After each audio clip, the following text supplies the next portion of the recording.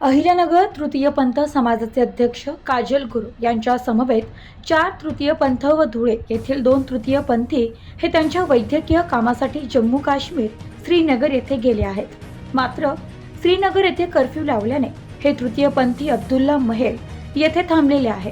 त्यांचा कुणाशी संपर्क होत नाही, त्यामुळे प्रशासनाने लवकरात लवकर मदत करावी अशी त्यांनी आवाहन केले आहे व आमदार संग्राम जगताप यांना देखील त्यांनी मदत भेटावी अशी मागणी केली आहे।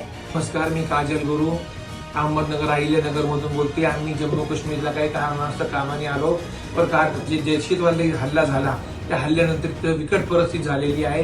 इथं सगळं बंद आहे, प्लेनचे तिकीट भेटना, पोलीस आम्हाला बाहेर जाऊन द्यायला, आम्ही एका रूम मध्ये अडकलेलो आहे। तरी महाराष्ट्र शासनाने व प्रशासनाने आम्हाला मदत करावा।